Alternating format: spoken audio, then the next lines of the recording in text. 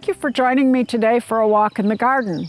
I'm Liz Davey, and this garden show and cooking show is filmed at my house in Norfolk, and we're starting out, as we often do, in the herb garden. And the herbs have really profited by the recent rains and nice weather, sunny weather. Today we have an absolutely beautiful day in the 70s, perfect spring weather. Unlike some of our other shows where we had to really hurry to get in the show before the rain started. I think we're safe for today. I'm here in the herb garden, and most of the herbs now can be picked and used. I have lemon balm, lime balm, sweet woodruff is ready for picking and making May wine. Various types of mint. I have apple mint, spearmint, chocolate mint, orange mint. The orange mint will continue to grow a little more, but you can start using it even when it's young. I set in some parsley, cilantro, and Italian parsley plants about 2 weeks ago, and I'm already taking sprigs of those. The oregano is ready, sage, and tarragon. I'm going to be using the tarragon today in cooking. I also have a lavender that's doing quite well, and the sorrel can still be used, as well as the chives. You can cut them. The chive flowers themselves are edible, but they're quite strong with chive flavor. So I kind of recommend that you may not want to eat the flowers unless you break off the little florets of them.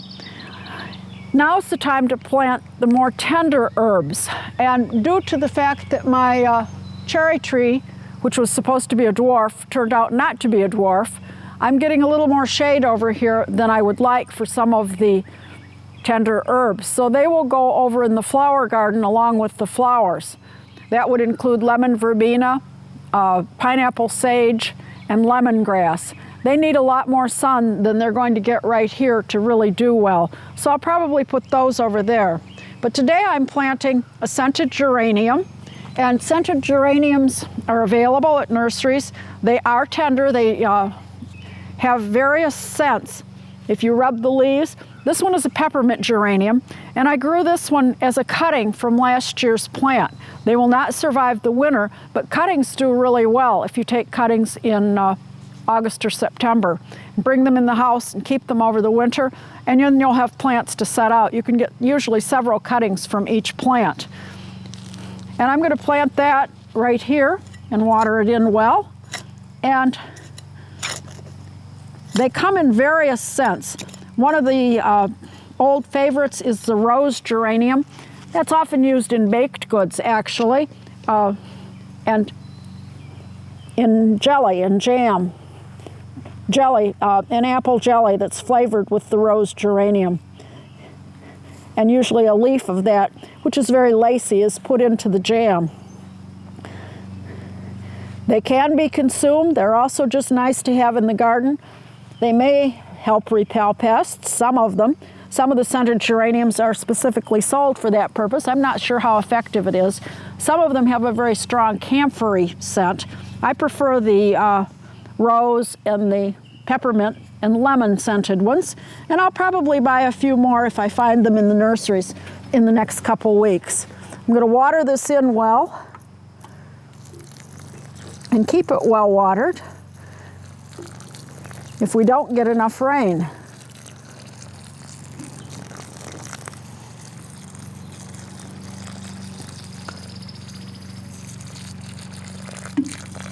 I also have a cutting of curry plant, another tender one, and I'll be planting that soon. While I'm here, I might as well water this parsley a little more too. We'll make sure that the plant is firmly into the ground, and we'll keep it well watered, and we'll see it expand as the summer goes on. The herb garden is starting to be a real joy as far as use in the kitchen. We also have some rhubarb over here. You can continue picking rhubarb. To pick rhubarb, you just basically pull on a stalk and it comes right out from the ground. You trim off that bottom stalk and then use the stalk. The leaves of rhubarb are not edible. While I'm out here with my watering can, I also planted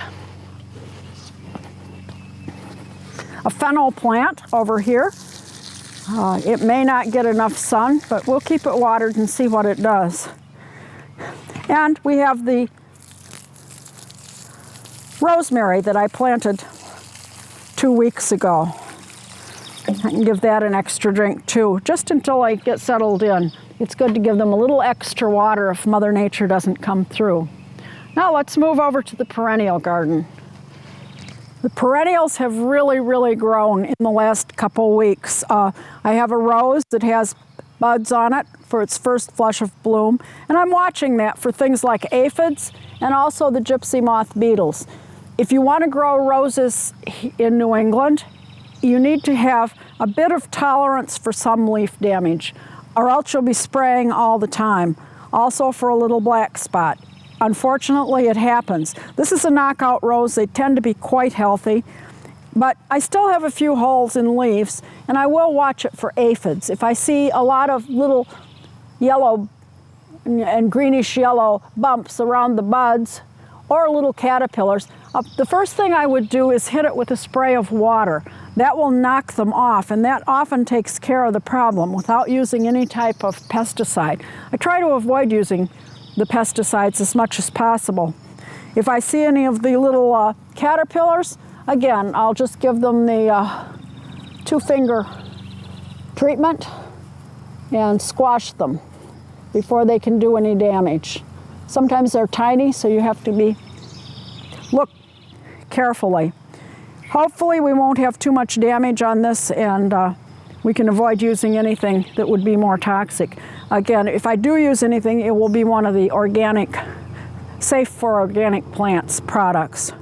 Neem or spinosad are 2 things that can be used, but I'd rather avoid it altogether if possible. It's also easier that way. I've planted a few new perennials, made room for them by taking out some for the Garden Club plant sale. And this one is the gas plant. I think we put that in last time, and it's already got a blossom on it. It'll be fun to see how that turns out. Supposedly, there's a vapor from the blooms of the gas plant that you can actually light a match and they will flame up a bit. It'll be fun to try that a little later on. This is a tree peony. I have 3 of them, a pink one, a white one, and this magenta one. And it's a plant that I really love, and I'll probably end up getting 1 or 2 more eventually.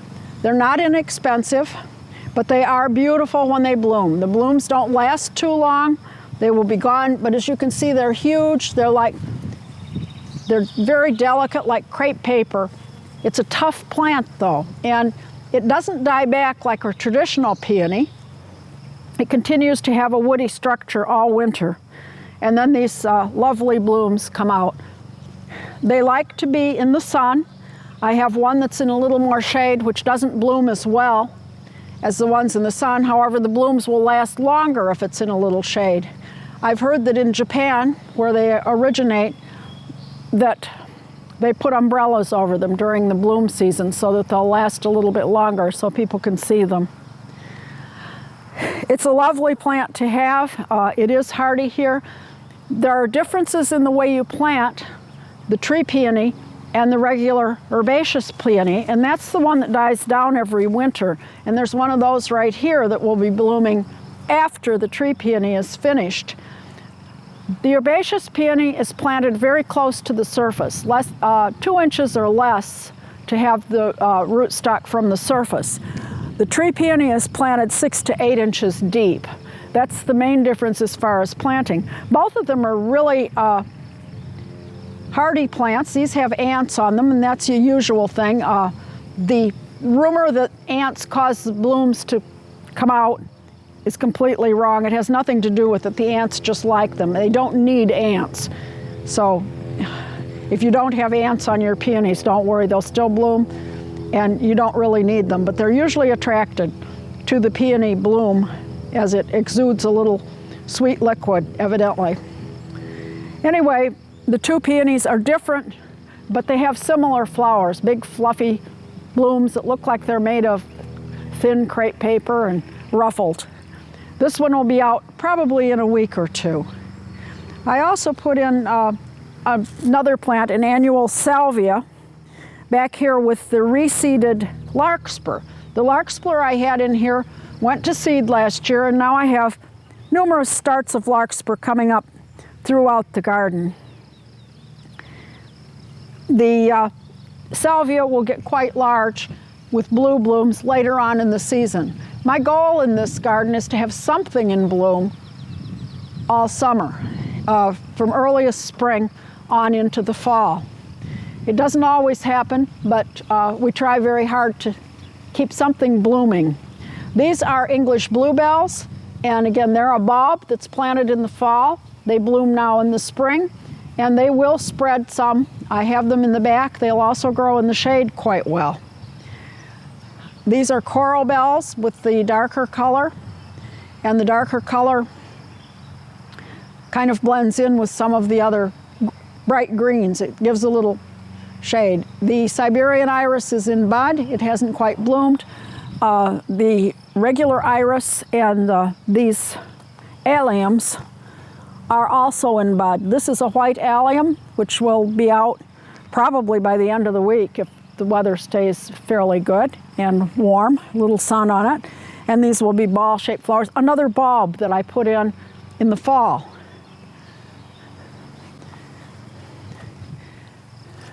Have my hummingbird feeder here, hopefully attracting a few. And I have some phlox back here. I have several groupings of phlox throughout the garden. And phlox is often prone to mildew.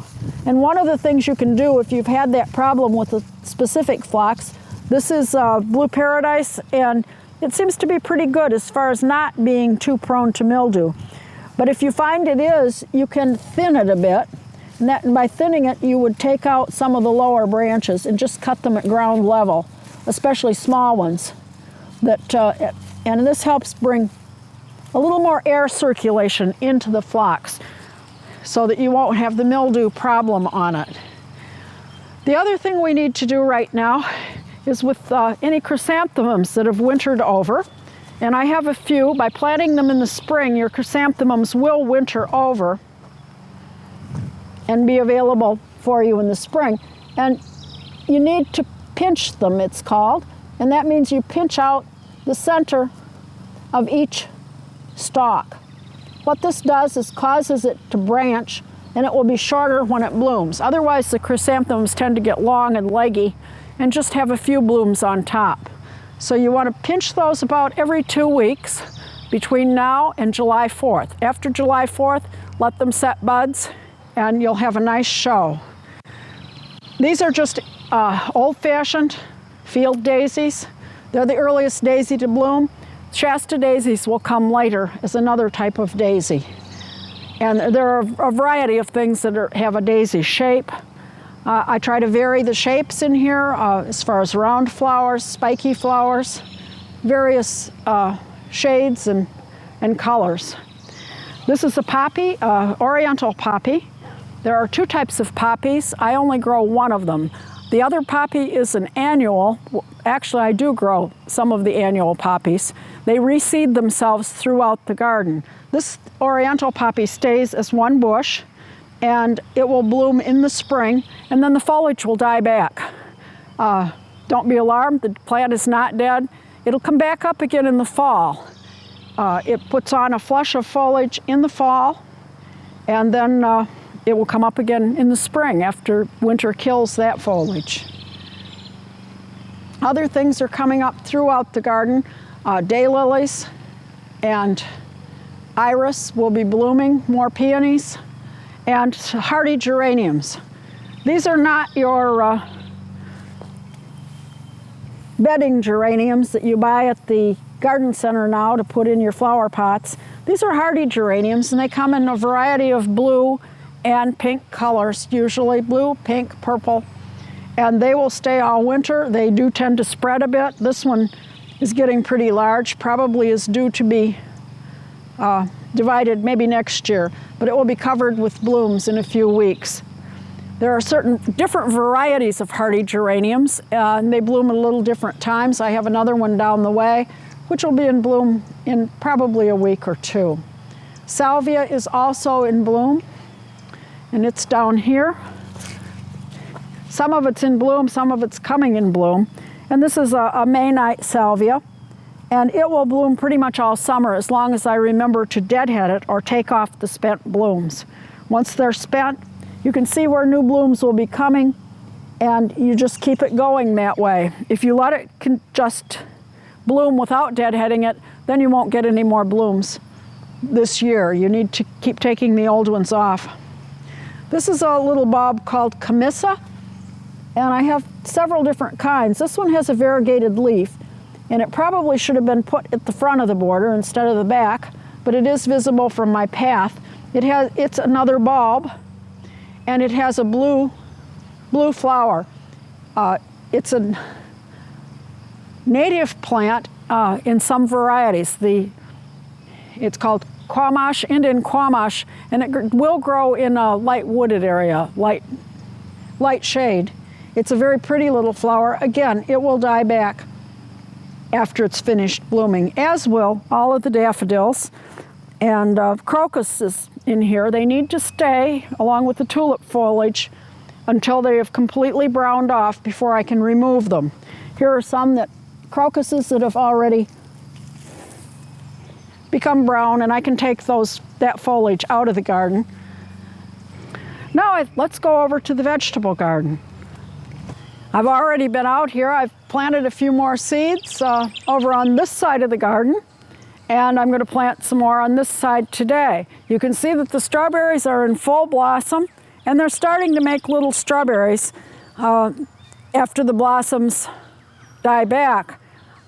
Very soon, as I start to see more and more in the way of small berries, I will be putting net over this to help us hopefully get a few this year away from the chipmunks and the birds. So I will be netting these, and that will help us get them. I do try to keep it weeded. We got a few good-sized weeds in here, but I'll keep it weeded as we go, and maybe put a little more straw around individual bushes to keep the berries off the ground. But the nets over the top will be something that needs to go on probably within the next week or two. I planted my Brussels sprouts in this row, and I used wires. These wires are actually, I got a package of wires for suspended ceiling and bent them into U shapes to put over the row, and I used row cloth over the top.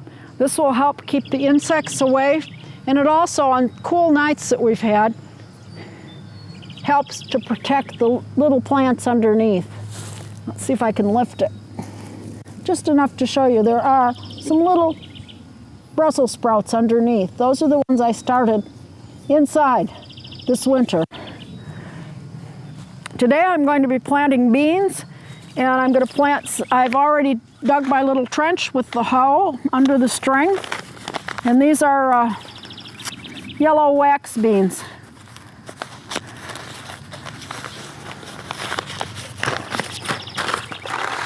Actually, these seeds are from last year because a whole package is too many beans for our family. I'm going to put those about an inch deep and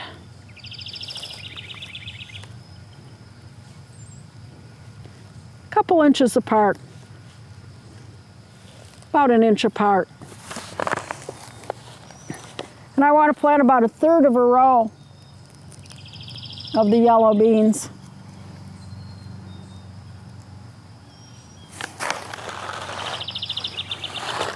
Or maybe even a little less, because I also have green beans and lima beans to put in the same row.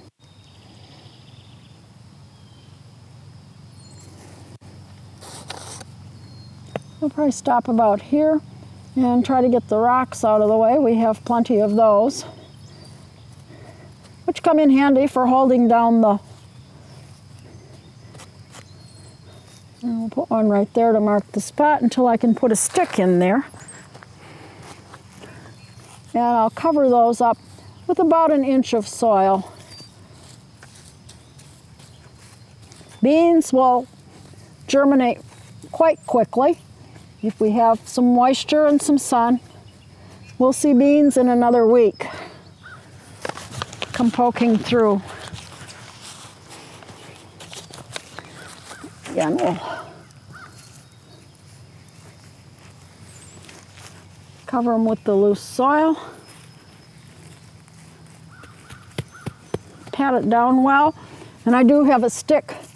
This is just a craft stick that I will use to mark where my beans stopped and another variety started. Now I'll come over and start planting tomatoes. It's time. I need to, I've gotten them out and gotten them hardened off. I've had them in after I reset them into pots from the little cell packs that we planted in March. I put them out into my sun shed where they got some sun, but they also got a little chilly at night. So hopefully they've hardened off, and then they've come outside for a few days, and now they're ready to plant. And I have put down this plastic, which was to warm the soil underneath. And I'm going to just cut an X in it. I also need to put a strong stake in to hold the tomato cage in place, but I'll fold these corners under.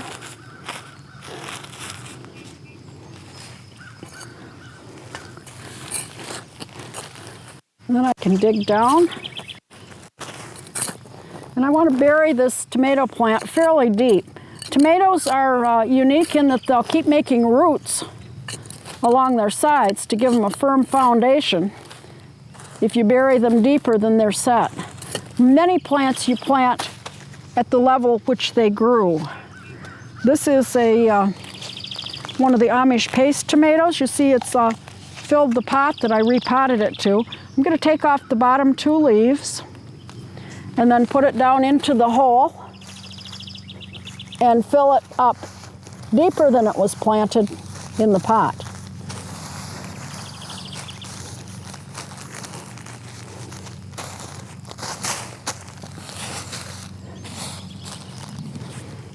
At times I have trouble with cutworms. I'm also going to put the little stake that tells what kind of tomato it is right next to it so I will know. And I've used paper towel centers, the cardboard, cut it in pieces, about 2 inches, and I did cut a slit in it, and I'm going to fit that around my tomato plant for a while. And this will hopefully keep any cutworms from nipping it off right at ground level. And I'll do that with peppers as well. We'll continue down this row planting tomatoes a little later. Again, it's important when you plant something to water it in, and that's what we'll do. And we'll keep watering these.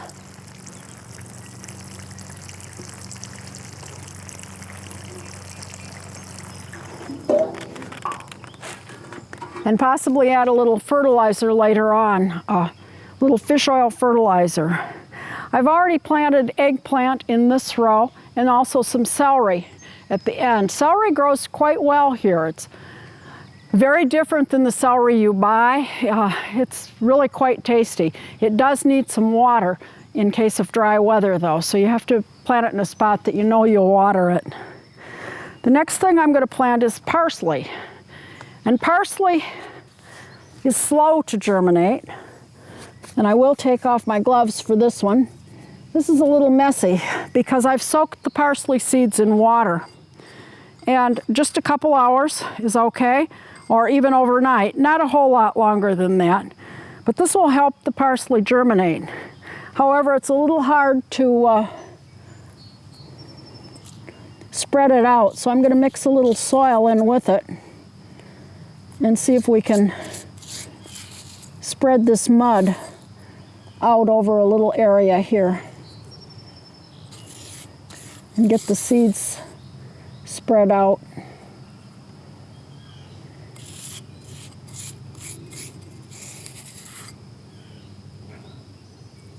along the way. You don't need a whole lot of parsley to grow,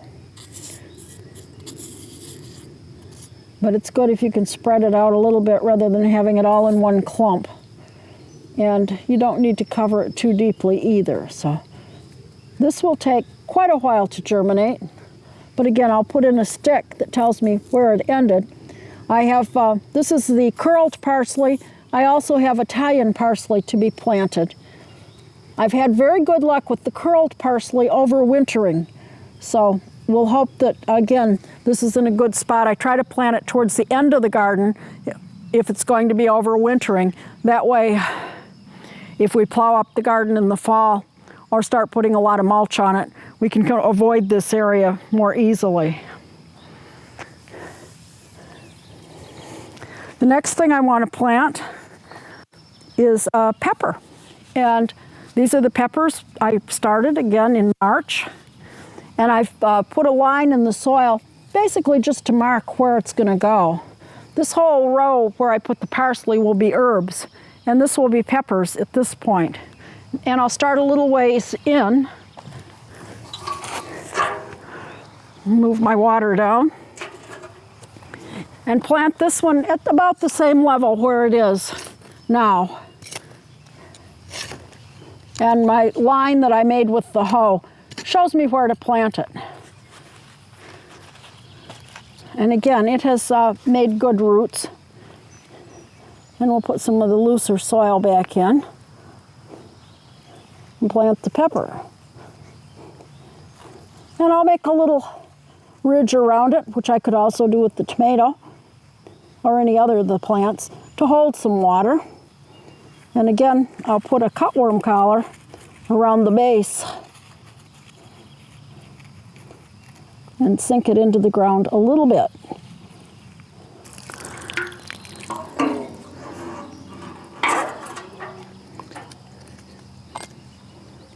Now it's on to planting a few more seeds, and I'm going to plant my zucchini.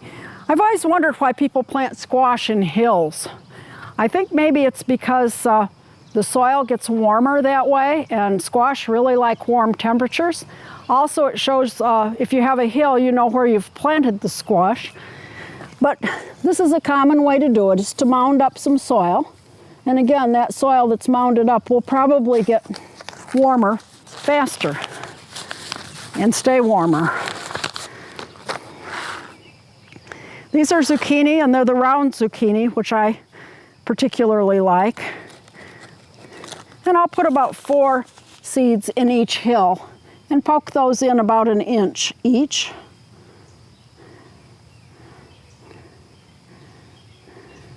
Sometimes they all germinate, sometimes only a few.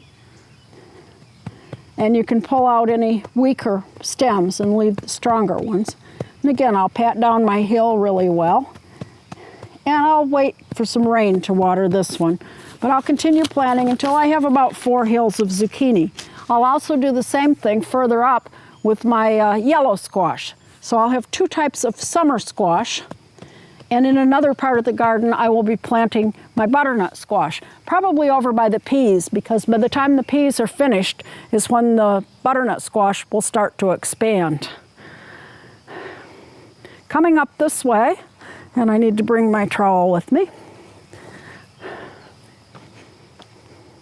I'm going to plant a few shallots. Shallots are kind of an onion relative, and these could have been planted a bit earlier, but I did not get them in. And they don't have to go too far apart. And each one will make a number of shallots. I think they probably grow a little better in a warmer temperature, but we'll plant the sets in, and each set will make one set of shallots, and that will have a number of shallots growing next to it. And again, they don't have to be too far apart.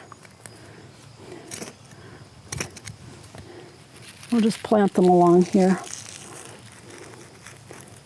And about 1 inch or 2 deep. The package will tell you the instructions. And these you can get at the garden center to plant.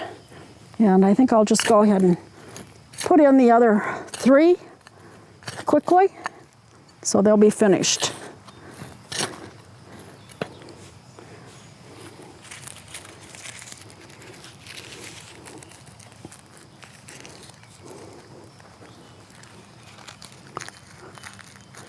And that one is kind of dry, which means it may or may not come up. So it's good it's on the end.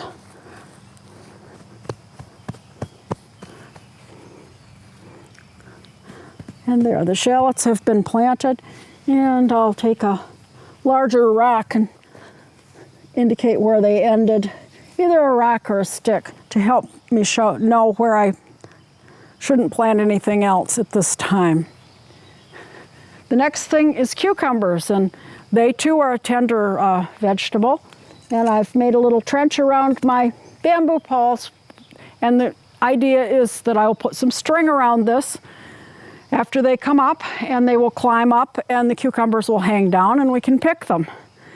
This is a variety called General Lee, which I've had pretty good luck with in the past and hope I do again this year. And again, I'm with smaller seeds, the gloves get in the way. And these are small. And I'll just plant maybe 5 to 7, 3 or 4 inches apart, and cover them with soil and pat it down good. And I'll continue this around, all the way around the teepee. So hopefully we'll have a whole teepee full of cucumbers.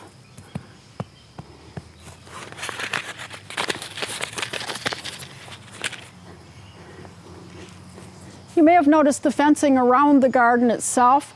We live on the high tension line, which is a throughway for various animals, woodchucks, deer, skunks, raccoons, all kinds of wildlife comes down in that area because it is open. There are also woods in the area, and so we do get a lot of wildlife. And to do a garden, I found it necessary to have an electric fence around it. It does really work well. We have one line about 3 inches off the ground and another one probably 18 inches off the ground. It's connected to a charger, which is located in the garage, and it gives a small electric charge to the fence, which is enough to keep most animals out. Oddly enough, the woodchucks will dig under a regular fence if you don't bury it, but if they run into this one, they don't dig. They just run into it 3 or 4 times and then they take off.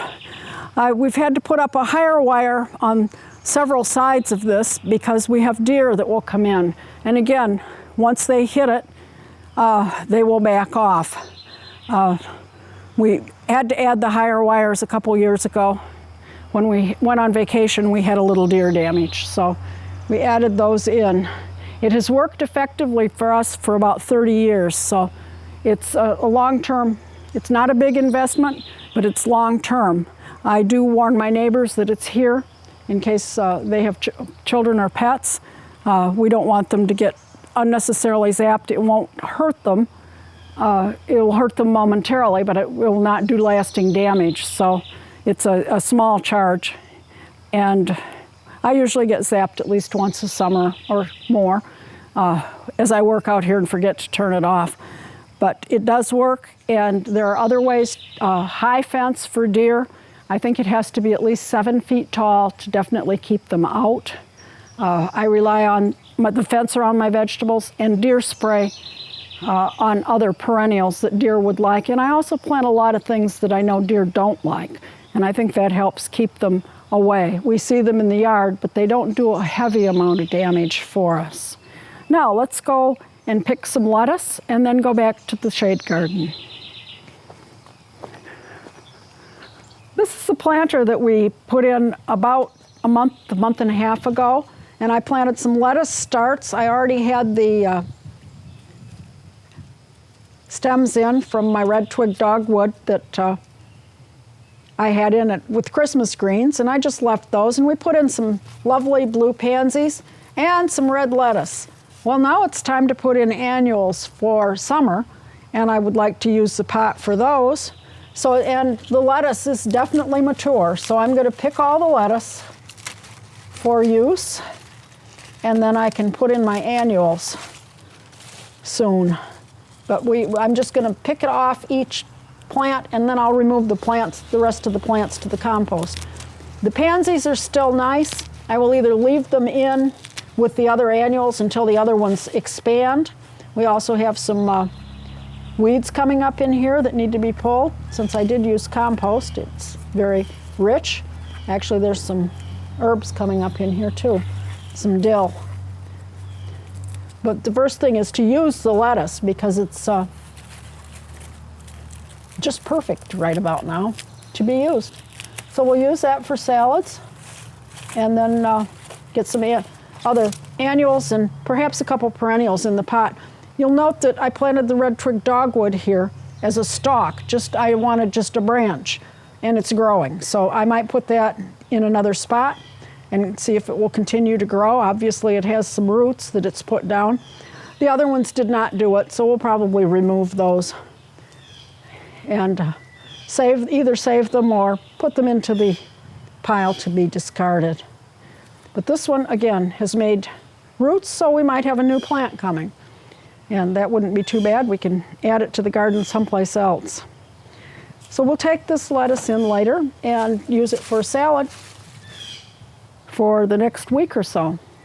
If you have birds in your yard, you probably unfortunately have poison ivy, and I noticed some here this morning, and that's one thing I do spray. It's not fun to get poison ivy, and right now is a good time to hit it with some of the poison ivy sprays. And these you can direct pretty much right on the plant itself, and that's how you get rid of poison ivy. Looking through the shade garden, our hostas are really starting to fill out.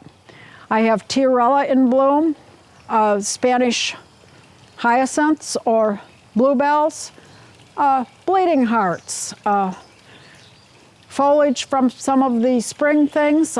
Ferns are starting to flower and put on new foliage. The hellebores have their new foliage, which adds to the garden. Berneras are still blooming slightly. They're almost finished. You can see little seed pods on them. They do spread. If you don't want them to spread, cut them off before those go to seed. Otherwise, once the stalk is finished, I will cut back the bloom stalks. They are not particularly attractive. But as I can, I'll cut those back. But the leaves are nice heart-shaped leaves that will stay here all season. Some of the leaves have lovely white patterns on them, different varieties. I think this variety is a cross between a plain one and one with color, a Jack Frost. So part of it has color and part of it does not. But they will hybridize with each other. The ferns are growing. All of the crocuses that were in here are starting to brown. And once those are completely brown, I can remove foliage in any spot that I'd like to plant a few shade annuals. Things like impatiens and coleus will grow well in the shade of this garden. Moving down the way, we'll go down to the pond. May has been a season of moving plants and planting a few new ones. I did put a Rogersia in this area after removing a bit of grass from the area. And it likes a lot of moisture, so I thought having it near the pond was a good thing. This tends to be a little damp area anyway, but I can also keep my eye on it and keep it well watered. I put in a new hellebore on the other side, and a few other things along the way. It's time to put some plants in the pond itself, and I got a nice new papyrus, which is a very tall grass. This will get about 4 feet tall. And I need to put it into a pot, and I'll put a paper towel in the bottom, and then fill it with garden soil. You don't want really rich soil in the pond. And once the plant has been potted in the pot and ready to go in the water, I'll top it with about 2 or 3 inches of this aquatic planting medium. I could use this for the whole thing. However, it's a little expensive to do that, and it does keep the soil from floating out, which is what I want it to do. It's a clay product that's rather heavy, and sitting on top, it looks pretty good as a kind of mulch, but it also keeps the soil from washing away. I will continue out here with my Slug Magic or Sluggo. It's the iron product that's quite safe. Plants need iron anyway, and slugs don't. And I will also put it on any pots that I've done of things like impatiens, because the slugs, in addition to liking hosta, which we'll put some down there too, they also like impatiens, and they can wipe out a whole pot in no time. So we'll be putting those around the little pots of impatiens that I've planted. Those are ones we planted again back in, I think, March when we started. And those actually went along a little too far inside. They're a little leggy before bringing them outside. For the water plants, I have an iris in there, and I have 2 elephant ears, which I'll be bringing out. They look pretty sad right now in the house. They've stayed alive this winter, but barely. But I'll be adding some of the aquatic fertilizer to each pot. They're little pellets that you stick in the pot about once a month, and hopefully the 2 of them will survive. I'll keep using deer spray on the hosta, as well as the slug stuff. And I will also be putting things into the pond.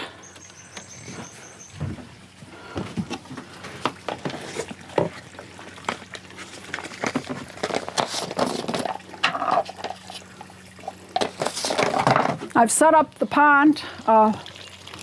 We've got it now with the skimmer, which pulls all the stuff off the surface, and the waterfall, which has a filtration media in it.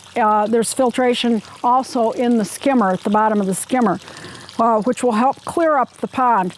This is called muck away, and it's an enzyme that will help with any matter in the bottom of the pond. It helps it dissolve into small pieces that will be carried up and brought through the filter, where the bacteria in the filter, it's a bacterial system, and that will break down the sludge even further and get rid of it.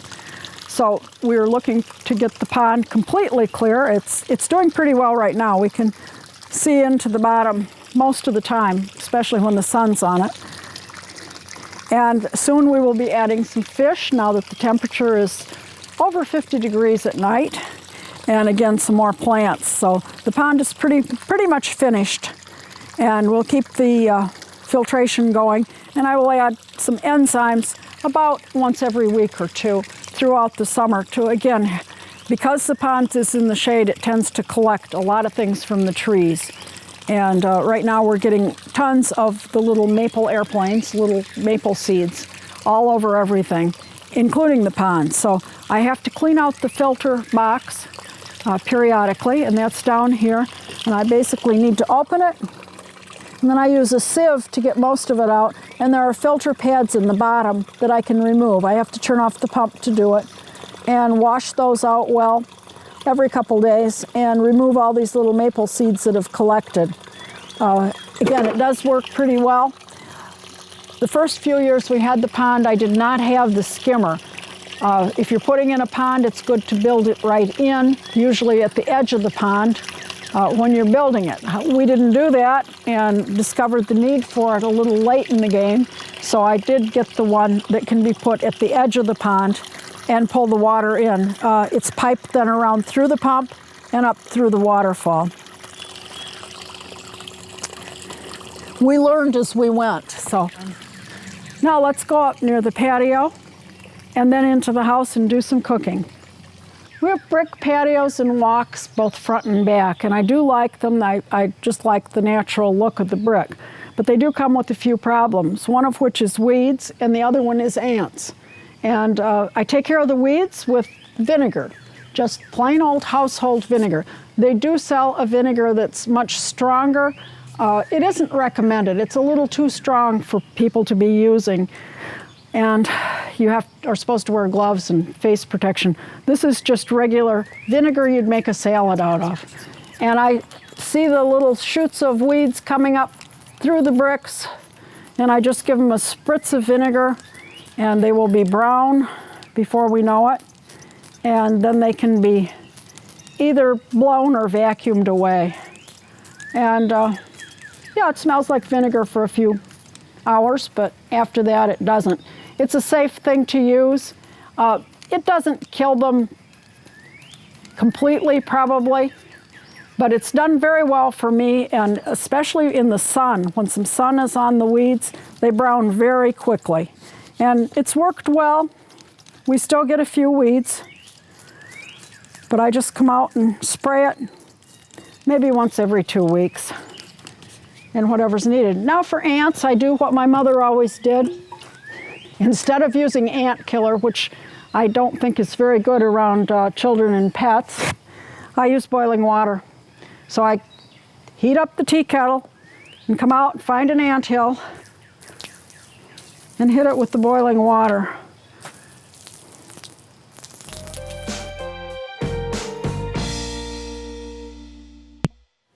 There, I've washed up from the garden and I'm ready to do some cooking. It's really nice to be able to cook again with some things from the garden. We preserve some to use in the winter, but it's really nice to be able to have things ready to use.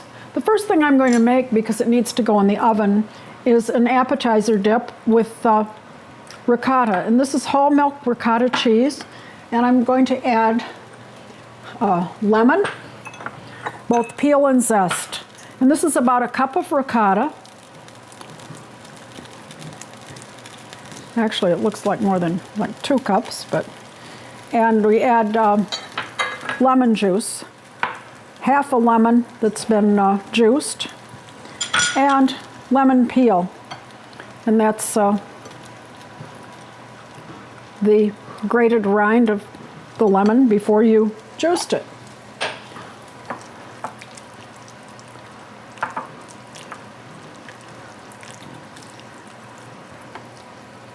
I want to add a good few squeezes of pepper.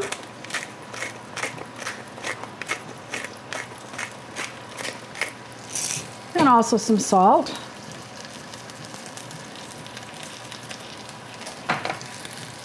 And a large clove of garlic. And this is garlic that we grew last year. We're starting to come to the end of that, and we have plenty more growing for next year.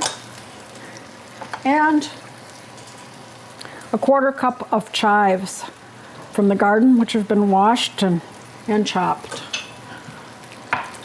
And I'm going to mix this all together.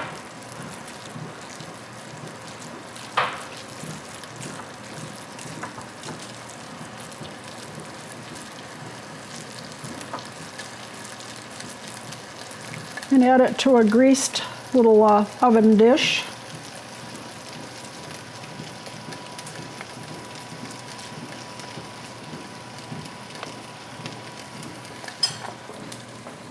I'm going to drizzle that with some extra virgin olive oil. Just a little drizzle on top.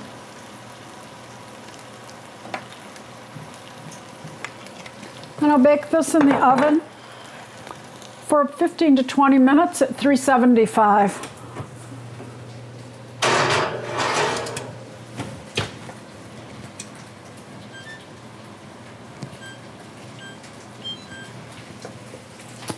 And the next thing I want to prepare is some chicken with a tarragon sauce. I've already started it cooking, and we've browned it in a little butter and olive oil, and basically cooked it about 4 minutes per side until it's pretty well done. And then I'm going to take that out and put it on a plate right now. Reset here. I dredged it in flour before I sauteed it in the pan. And then we're going to melt a little more butter in the skillet. And I don't want it too hot, just right.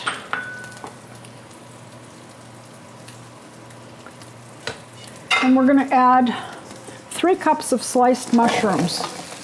And these have been washed and drained.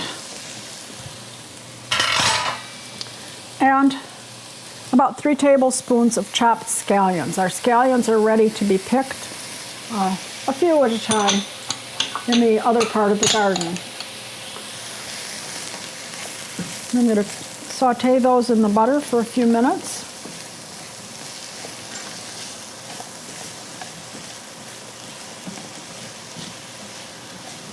And also we have the browned bits from the chicken that's sauteed in here too.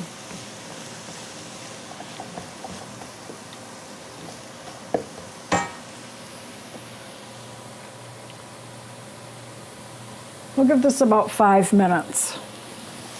Our mushrooms are getting pretty brown. So now we'll add a 1/4 cup of white wine, or French vermouth if you have it, and 1/3 cup of chicken broth or vegetable broth. And we're going to heat that up and cook it about 2 minutes. And it should start to boil soon. And then we'll just let that simmer for a couple minutes. All right, these have cooked, the sauce is starting to form. It's been about 2 minutes. And now we can add a few other things. We're going to add 1/3 cup of heavy cream.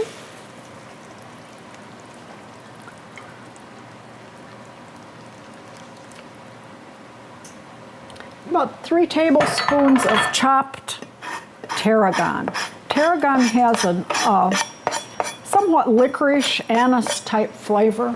It does go well with chicken, and that's why we're using that. And we're going to cook this again for a minute or so.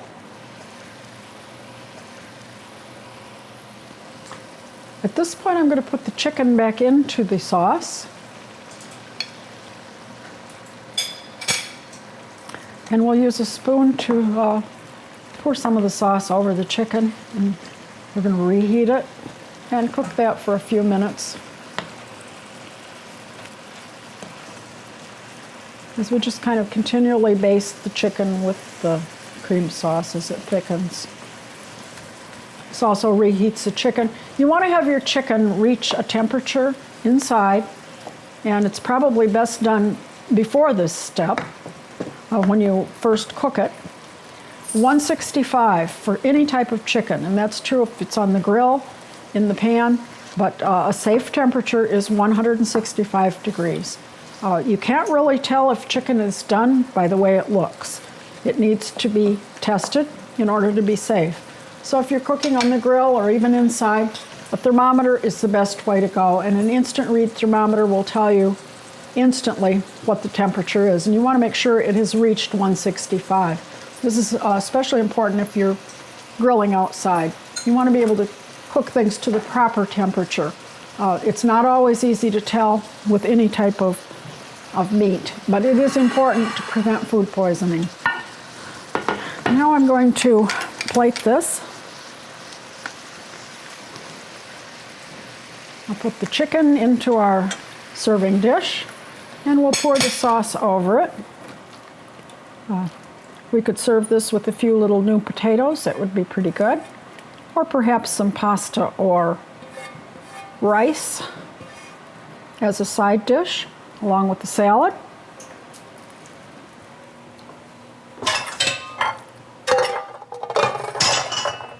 I'll also sprinkle it with a little parsley. Give it a little extra color, and we have that in the garden readily available now too.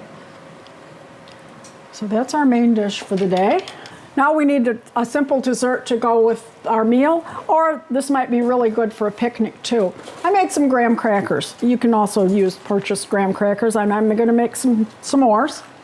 But you can also use any type of cookie to make your s'mores. You could use chocolate chip cookies. You could make sugar cookies. They should be crisp type cookies, and they can be round, they can be square, they can be pretty much anything you would like them to be.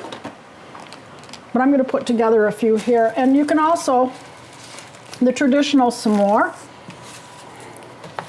and I'm going to put these together on a piece of foil. The traditional s'more is the regular Hershey's milk chocolate, a couple squares on each graham cracker.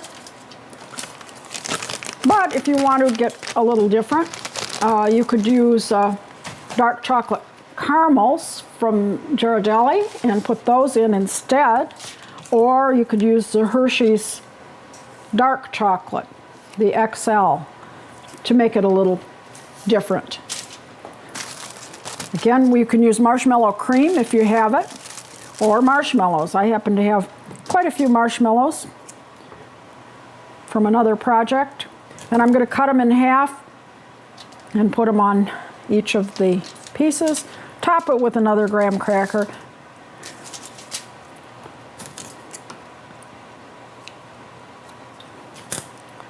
And you can put as many as you would like on there. And then I'm going to wrap it up in the foil.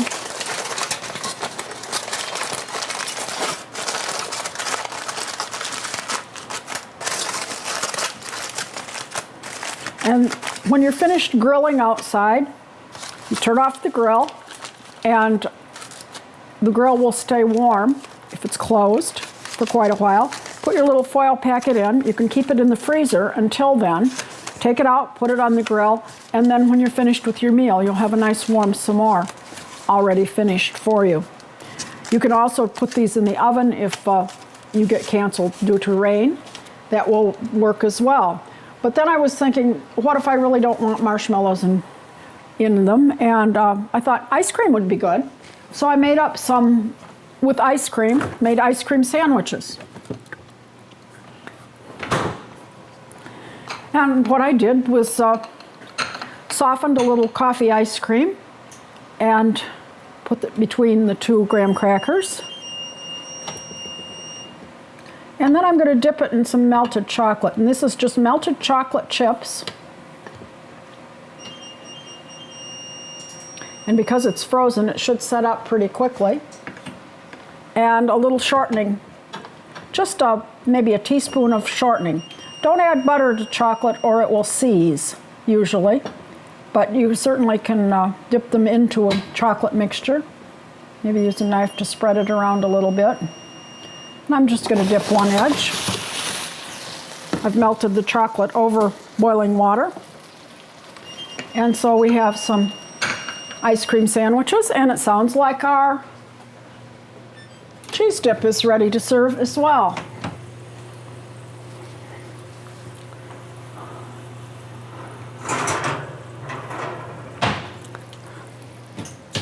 It's nice and bubbly. And we'll put that out with